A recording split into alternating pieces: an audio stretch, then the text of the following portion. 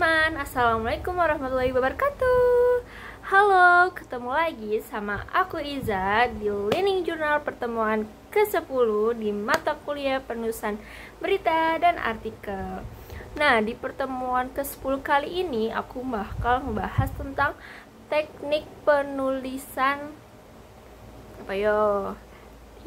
teknik penulisan jurnal ilmiah.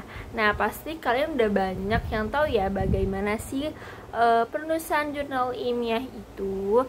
Nah, apalagi di kalangan mahasiswa nih, pasti udah banyak banget denger ya tentang jurnal ilmiah. Kita bakal membahas teknik penulisan jurnal ilmiah. Nah, sebelumnya kenapa ya kita harus banget nih tahu jurnal ilmiah nih, apalagi kalangan mahasiswa. Nah, karena jurnal ilmiah ini termasuk syarat untuk kelulusan juga, maupun di S1, S2 maupun S3. Nah, yang pertama yaitu ada namanya amanat Dharma perguruan tinggi. Nah, ini adalah kayak kita sebagai perguruan tinggi, jurnal ilmiah ini sebagai penyebaran luas keilmuan, pengetahuan, dan teknologi, dan azasnya manfaat untuk publik gitu. Nah, yang kedua adalah diseminasi hasil temuan ilmiah kepada pertama civitas akademik, yang kedua adalah stakeholders. Nah, seperti itu. Yang ketiga yaitu media komunikasi ilmiah atau seperti makalah, buku, diktat ya, majalah, jurnal, abstrak, proceeding, pamflet, relevant, dan sebagai lainnya. Nah, itu termasuk juga jurnal ilmiah. Nah, kenapa ketiga itu penting untuk perguruan tinggi maupun S1, S2 maupun S3? Karena itu merupakan pengabdian kita gitu tuh ya. Kita menerbitkan itu seperti jurnal ilmiah, buku, maupun majalah, proceeding, pamflet, maupun stakeholders kita ya. Nah, selanjutnya memulailah menulis artikel. Nah, atau artikel tuh jurnal ya, ke jurnal. Nah, menulis jurnal ini tidak terlalu mudah, namun juga tidak terlalu gampang. Nah, tujuannya adalah untuk menyampaikan sesuatu. Media jurnal ini sebagai bagian dari media komunikasi ilmiah. Nah, aturan yang mengikat yaitu adalah pedoman dan aturan penulisan. Fungsinya fungsi ilmiah, ada fungsi sosial maupun fungsi ekspresi. Nah, aspek penulisannya itu yaitu ada 3, isi, bahasa, dan sajian. Nah, ciri artikel ilmiah itu ada 4, yaitu pertama objektif, kedua rasional, yang 3 kritis, dan keempat adalah pembaharuan. Nah, adapun proses penulisan ada 3, yaitu prapenulisan, penulisan, dan pasca penulisan. Yang pertama itu prapenulisan, itu bahan tulisannya gimana, terus kerangkanya bagaimana nih. Nah, yang kedua kan tadi penulisan itu ada draft tulisan dan anatomi. Nah, buat pasca penulisan itu penyuntingan dan publikasi. Nah, untuk prapenulisan yang pertama itu pencarian dan pengembangan gagasan. Nah, jadi di bawah permasalahan ini urgensi, orisinalitas, kemutakhiran, kedalaman gagasan, terus pengungkapan gagasannya itu dipaparkan di situ. Nah, adapun pemahaman metode. Metode ini kamu mau penelitiannya kualitatif atau kuantitatif. Nah, selanjutnya itu pencarian referensi seperti buku, jurnal. Itu tuh untuk apa? Untuk memasukkan data-data yang valid gitu kan. Terus adapun perencanaan naskah. Selanjutnya yaitu penulisannya. Nah, di penulisan ini bersifat universal atau mengacu pada ragam bahasa tulis yang baku. Nah, yang kedua itu memiliki gaya bahasa yang selingkung, yaitu sistematika tulisannya, cara merujuk, cara menulis daftar rujukannya, penyajian tabel, gambar, terus identitas penulis tersebut. Nah, yang terakhir yaitu draft kasar tulisan atau kita ini jangan takut untuk menulis. Nah, selanjutnya itu ada anatomi penulisan. Nah, ini ada banyak ya. Yang pertama yaitu judul, yang kedua nama penulis, yang ketiga abstrak, yang keempat kata kunci, kelima pendahuluan, keenam landasan teoris, terus yang ketujuh metodenya bagaimana, 8 hasil dan pembahasannya bagaimana, 9 simpulan dan saran, dan terakhir daftar pustaka. Kita bakal ngebahas tentang abstrak nih karena banyak ya yang kayak linglung. Abstrak ini sebenarnya apa sih? Nah, abstrak ini adalah ringkasan dan pada tentang ide-ide yang paling penting. Jadi abstrak ini adalah ringkasan dari jurnal yang kita bikin. Nah, yang kedua yaitu masalah atau tujuan penelitian, seperti prosedur penelitian, terus ya tadi ringkasan hasil penelitian. Nah, abstrak ini satu paragraf. Nah, umumnya maksimum yaitu 200 kata. Nah, tidak ada singkatan, kutipan, tabel gambar, dan merek dagangnya dalam bahasa Indonesia dan Inggris. Jadi abstrak ini ringkasan dari jurnal yang kita bikin. Terus dia ini merupakan ada bahasa Indonesia dan bahasa Inggris. Selanjutnya yaitu ada kata kunci, kata atau istilah yang dibahas. Nah, yang pertama itu adalah untuk mempermudah penelusuran artikel. Nah, yang kedua mempunyai makna yang khas dan jelas. Nah, kata kunci ini merupakan 3-5 kata saja atau istilah yang dibahas dalam artikelnya tersebut. Nah, seterusnya ada di dalam judul atau pembahasannya. Terus sebaiknya mengacu pada thesaurus atau kumpulan istilah dalam satu bidang tertentu. Seperti itu.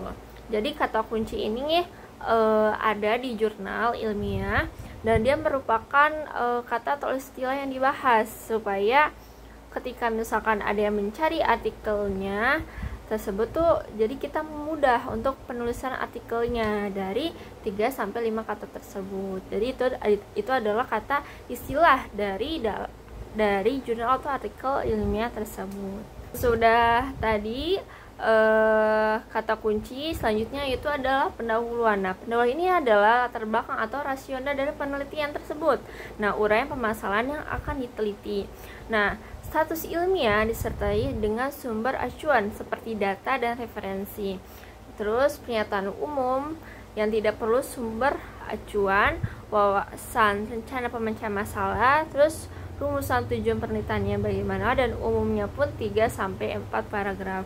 Jadi pendahuluan ini adalah latar belakang dari penelitian tersebut gitu tuh. Dia pun bisa disertai sumber acuan seperti data dan referensi. Dan dia merupakan 3-4 paragraf di dalam jurnal tersebut. Sesudah pendahuluan adapun landasan teoris atau empiris. Nah, yang berisi teori maupun konsep utama yang digunakan dalam penelitian tersebut. Nah, studi terdahulu yang relevan yang dalam dengan penelitian. Nah, terus adapun adopsi dan modifikasi model penelitian dalam jurnal tersebut. Seperti itu. Nah, kemudian adapun metodologi. Metodologi adalah uraian terperinci tentang prosedur penelitian. Nah, yang pertama itu data dan sumber data. Terus yang kedua jenis penelitiannya, terus kayak kualitatif atau kuantitatif, terus spesifikasi model, terus bagaimana sih data yang dianalisis, terus adopsi dan modifikasi metode ditulis sumbernya, jika ada modifikasi harus dijelaskan bagaimana. Terus yang terakhir itu bahan analisis, cara penarikan sampel, prosedur analisis, pengolahan data, cara penghitungan atau analisisnya sampai di mana nih diperolehnya gitu. Jadi diuraikan, dirincikan. Selanjutnya yaitu ada hasil dan pembahasan. Nah, uraian hasil dan pembahasan ini adalah uraian mengenai hasil dan analisis pembahasan merupakan bagian utama artikel ilmiah. Nah, ini merupakan yang terpenting ya, hasil dan pembahasan dari apa yang kita teliti dalam jurnal tersebut. Terus pertama yaitu ada penyajian bersistem, dua diperjelas dengan ilustrasi seperti tabel dan gambar.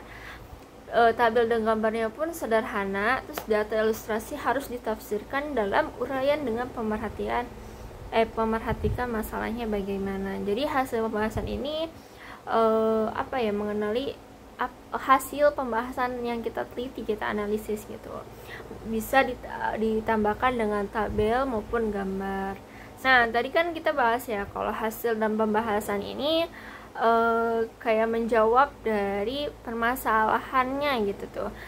Yang pertama yaitu menjawab masalah penelitian atau menunjukkan bagaimana sih tujuan penelitian itu dapat tercapai gitu kan. Yang kedua, menafsirkan hasil-hasil penelitiannya.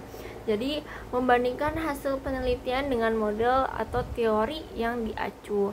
Yang ketiga, merupakan tempat penulisan yang mengemukakan pendapat dan argumentasi secara bebas tapi singkat dan logis.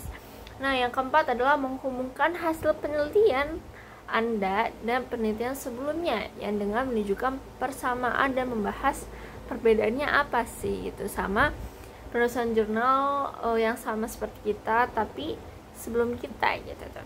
Terus yang terakhir, menjelaskan arti temuan untuk memperluas cakrawala ilmu dan teknologi. Jadi menyusun teori baru dan memodifikasi teori yang ada.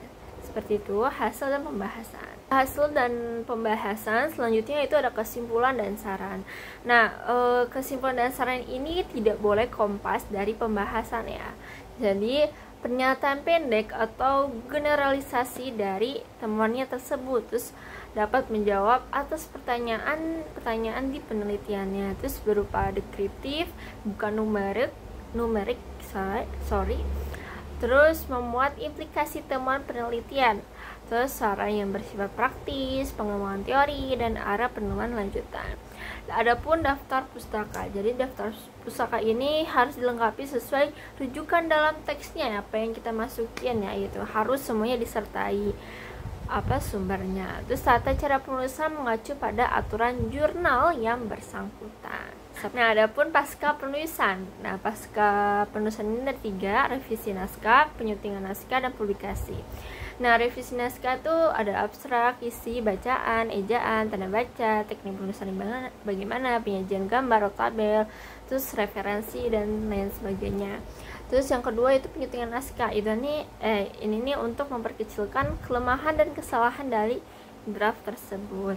Terus publikasi ini kayak nama berkala, kelembagaan penerbit, penyuntingan, kemantapan penampilan, gaya penulisan, substansi, keberkalaan, kewajiban pasca terbit, dan yang lain-lain. Nah, ada pun contoh-contoh jurnal atau publikasi nih, yaitu nasional dan internasional seperti itu. Nah, tadi kita udah bahas ya bagaimana teknik penulisan jurnal ilmiah. Nah, sebenarnya ya tadi bikin jurnal ilmiah itu mudah, tapi enggak yang mudah-mudah banget gitu, enggak yang gampang-gampang banget seperti itu. Jadi kayak susah sedikit tapi gampang juga gitu tuh. Nah, terus buat jurnal ilmiah tadi banyak ya, dari mulai judulnya, kata kunci, abstrak, hasil pembahasan, metodenya bagaimana, terus ada kesimpulan, saran, daftar pustaka. Nah, tadi juga udah dibahas, misalkan kayak abstrak itu harus 200 kata, seperti tadi ada pun kata kunci yang misalkan 3-5 kata doang gitu. Ya, mungkin sekian dari aku Iza. Kurangnya mohon maaf. Mungkin hanya itu yang aku sampaikan dari teknik penulisan jurnal ilmiahnya bagaimana. Mohon maaf jika ada kekurangan. Mungkin sekian ya. Dadah. Wassalamualaikum warahmatullahi wabarakatuh.